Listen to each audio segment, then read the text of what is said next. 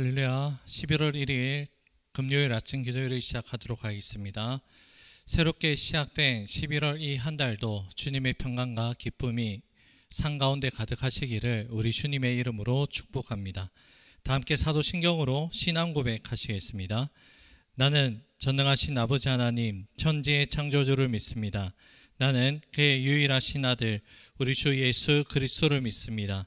그는 성령으로 잉태되어 동정녀 마리아에게서 나시고 본디오 빌라도에게 고난을 받아 십자가에 못 박혀 죽으시고 장사된 지 사흘 만에 죽은 자 가운데서 다시 살아나셨으며 하늘에 오르시어 전능하신 아버지 하나님 우편에 앉아 계시다가 거기로부터 살아있는 자와 죽은 자를 심판하러 오십니다.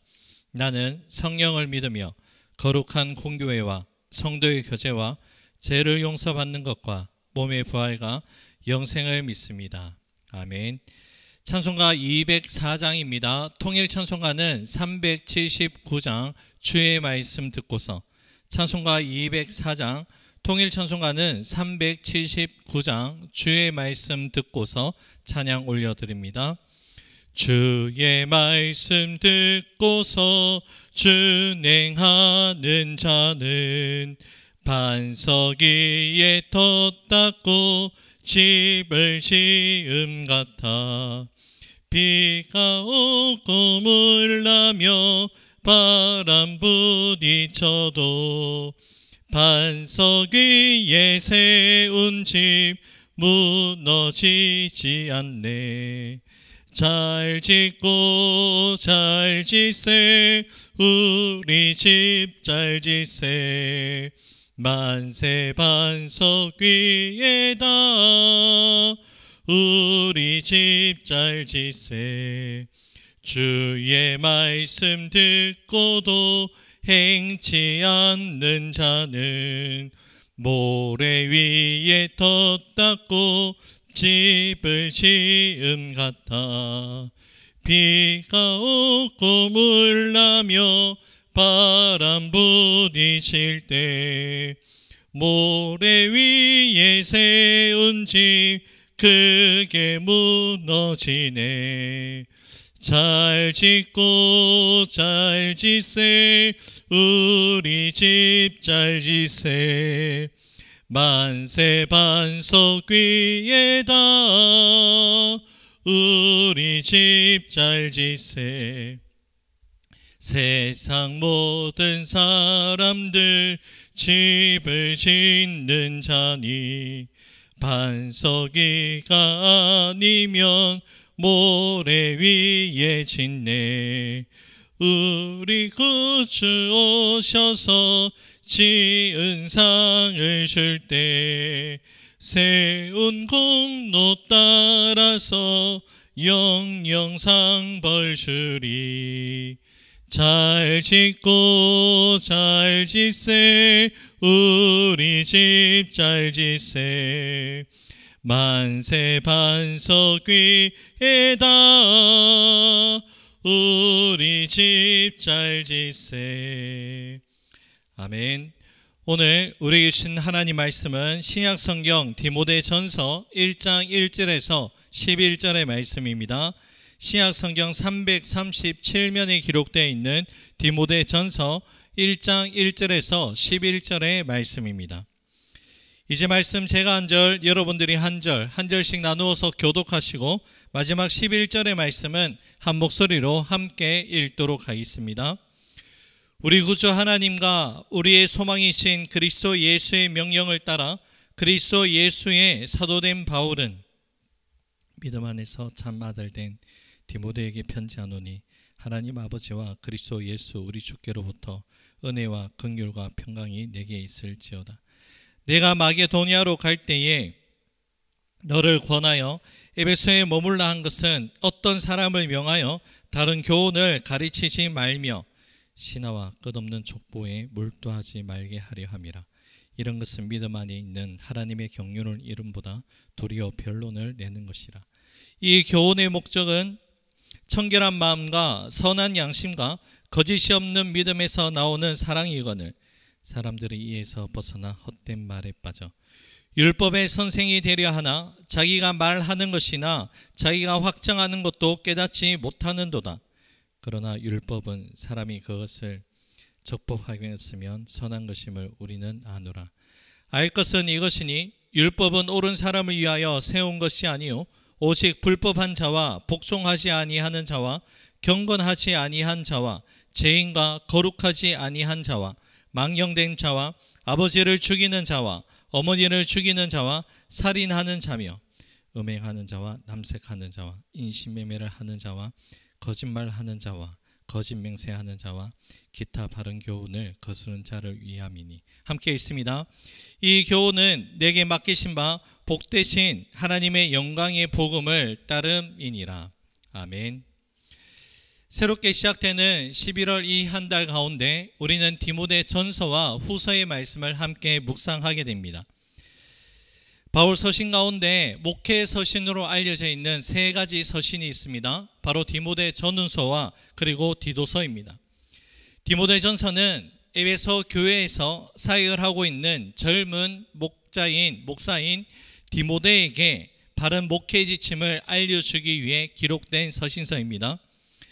바울이 기록한 다른 서신서와는 달리 아주 개인적이고 친밀한 관계성에 기초하여 쓴 내용이 바로 디모데 전후서에 담겨져 있습니다.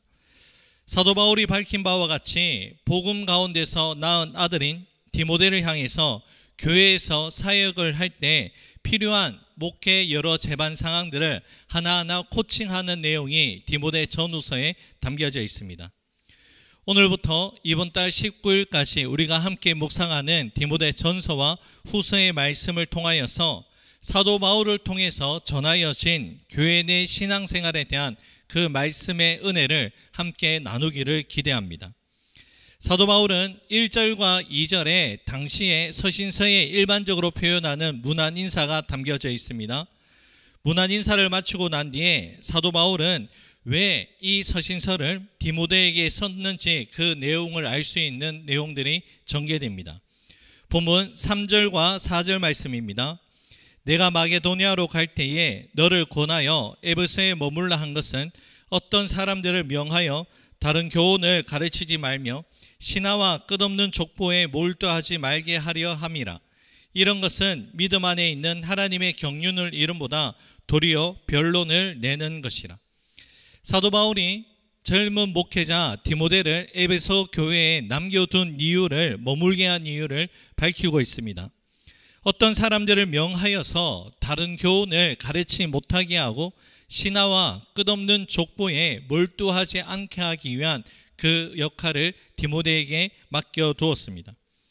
에베소 교회는 우리가 잘 알고 있는 것처럼 사도 바울이 2년 정도 머무르며 복음을 전했던 소아시아 지역의 선교 전초 기지였습니다.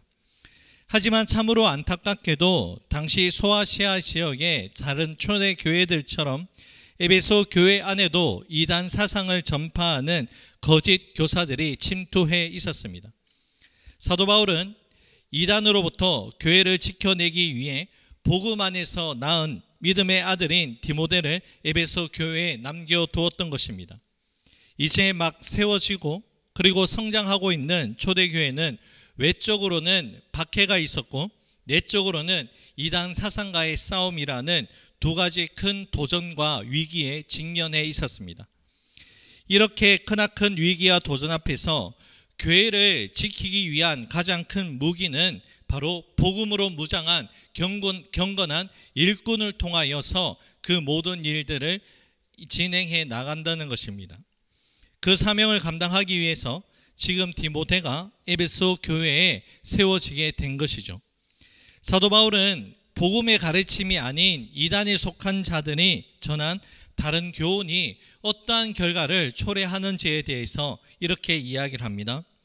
믿음 안에 있는 하나님의 경륜을 이름보다 도리어 변론을 낸다라고 그렇게 이야기를 합니다. 초대교회 당시의 대표적인 이단은 바로 영지주의자들입니다. 영지주의자들은 오직 자신들만 특별하게 알고 있고 속한다라는 비밀스러운 영적인 지식을 가지고 있다라고 주장을 합니다. 영지주의자들은 다양한 형태로 복음의 가르침과는 반대되는 모습으로 초대 교회와 성도들을 교란케 하였습니다. 그들은 반성경적인 신화와 끝없는 족보에 몰두하게 하여서 결국에는 헛된 논쟁을 불러왔으며 성도들을 미혹하게 하였습니다. 이단에 속한 자들이 전한 다른 교훈은 헛된 변론을 내었지만 바른 교훈, 복음의 교훈은 그러하지 않다는 것을 사도 바울은 다음과 같이 전하고 있습니다. 본문 5절 말씀입니다. 이 교훈의 목적은 청결한 마음과 선한 양심과 거짓이 없는 믿음에서 나오는 사랑이거늘. 5절 말씀 가운데 바른 교훈의 목적이 무엇입니까? 청결한 마음과 선한 양심과 거짓이 없는 믿음에서 나오는 사랑으로 말씀하고 있습니다. 올바른 교훈의 최종적인 목적지는 그리스도를 따르는 속 사람의 변화와 실천적인 사랑의 완성으로 이루어진다는 것이죠. 참된 복음의 가르침은 변론과 논쟁이 아니라 믿음 안에서 행함의 사랑의 열매를 반드시 맺게 된다는 것이죠. 복음의 메시지는 단순히 이론과 지식, 정보로만 가르침이 전해지는 것은 아닙니다. 성경의 올바른 해석과 적용, 그리고 그 삶을 살아갈 때에 바로 올바른 복음 전파가 이루어지는 것이죠. 속 사람의 온전한 회심과 변화가 없이 삶 가운데 그리스도의 사랑의 실천이라는 목적을 잃어버린 교훈은 결국에는 교회와 성도를 병들게 한다는 것이죠. 사도 바울은 이러한 가르침을 디모데에게 전하면서 동시에 율법의 유용성에 대해서도 전하고 있습니다. 율법이 적법하게 가르쳐질 때 선한 것임을 그렇게 전하면서 율법이 누구를 위한 것인지 9절과 10절 말씀에 이렇게 기록되어 있습니다. 9절과 10절 말씀입니다. 알 것은 이것이니 율법은 옳은 사람을 위하여 세운 것이 아니요 오직 불법한 자와 복종하지 아니하는 자와 경건하지 아니한 자와 죄인과 거룩하지 아니한 자와 망령된 자와 아버지를 죽이는 자와 어머니를 죽이는 자와 살인하는 자며 음행하는 자와 남색하는 자와 인신매매를 하는 자와 거짓말을 하는 자와 거짓 맹세하는 자와 기타 바른 교훈을 거스른 자를 위함이니.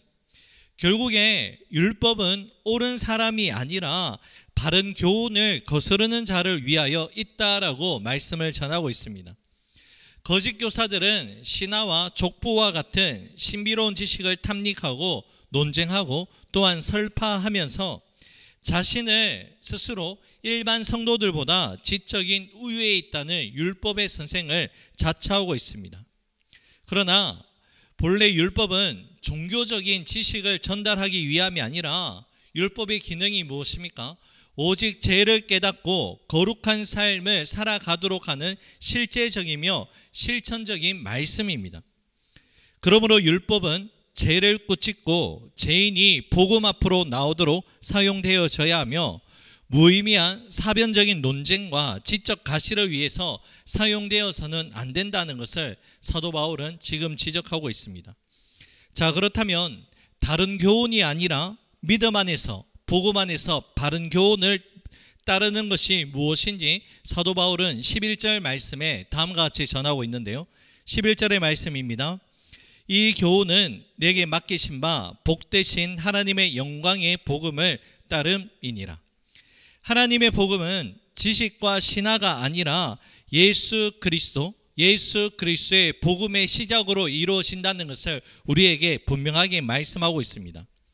하나님은 저와 여러분들에게 복음을 주시되 단지 사상이나 이론이나 개념으로 우리에게 주신 것이 아니라 그리스도가 성육신 하셔서 우리에게 무엇을 전하셨고 우리 삶 가운데 무엇을 이루어내셨는지 그렇게 우리에게 복음을 전해 주셨습니다. 하나님의 말씀이 육신이 되어서 우리 가운데 거하신 예수 그리스도 자체가 바로 복음이라는 것을 우리에게 말씀하고 있습니다. 그러므로 복음의 내용은 그리스도의 존재와 삶 그리고 그의 인격 안에 고스란히 다 담겨져 있다는 것이죠. 그렇다면 여러분, 올바른 교훈을 따르는 삶은 어떠한 삶입니까? 바로 하나님의 영광의 복음이신 예수 그리스도를 믿고 닮아가는 삶이 바로 바른 교훈을 쫓는 삶이라고 우리는 고백할 수 있습니다. 여러분, 복음 안에서 올바른 교훈을 따르는 삶은 너무나도 단순하고 너무나도 명확합니다. 바로 예수 그리스도가 누구인지 믿음 안에서 잘 깨닫고 또한 믿고 닮아가는 것이야말로 올바른 교훈을 따르는 삶이라는 것을 여러분 잊지 마시기 바랍니다. 사도 바울이 사역하던 그 시대뿐만이 아니라 우리가 주님 앞에 서는 그날까지 오늘도 우리는 예수 그리스도를 알기에 게으르지 아니하고 예수님을 믿고 예수님을 닮아가고 예수님의 말씀에 순종하는 것이 바로 올바른 교훈을 따르는 믿음의 삶이라는 것을 우리에게 말씀합니다. 이제 오늘의 말씀을 맺겠습니다. 거짓 교훈을 믿음 안에서 잘 분별하여서 말씀과 성령으로 잘 깨닫고 올바른 교훈인 예수 그리스도를 잘 따라감으로 말미암아 오늘 이 하루도 예수님을 더 닮아갈 수 있는 저와 여러분들의 삶이 될 수 있기를 우리 주님의 이름으로 축복합니다. 기도하겠습니다. 고맙고 감사하신 사랑의 주님, 우리가 세상의 헛된 가르침에 귀를 기울이며 살아가는 것이 아니라 믿음 안에서 말씀 안에서 성령의 가르침 안에서 잘 분별하여서 올바른 교훈을 따르는 우리의 삶이 될 수 있도록 은혜를 다하여 주시옵소서. 하나님 아버지, 예수 그리스도를 믿어 우리가 의에 이르고 또한 성화의 삶을 우리가 매일매일 살아갈 때에 예수님이라면 어떻게 하셨을까라는 거룩한 믿음의 질문을 던지며 오늘 이 하루도 우리의 삶을 살아갈 수 있도록 은혜를 다하여 주시옵소서. 모든 것 주님께 감사드리오며 예수님 이름으로 기도 올려 드립니다. 아멘. 하늘에 계신 우리 아버지, 아버지의 이름을 거룩하게 하시며 아버지의 나라가 오게 하시며 아버지의 뜻이 하늘에서와 같이 땅에서도 이루어지게 하소서. 오늘 우리에게 일용할 양식을 주시고 우리가 우리에게 잘못한 사람을 용서하여 준 것 같이 우리 죄를 용서하여 주시고 우리를 시험에 빠지지 않게 하시고 악에서 구하소서. 나라와 권능과 영광이 영원히 아버지의 것입니다. 아멘. 개인적으로 기도하는 시간을 가지겠습니다.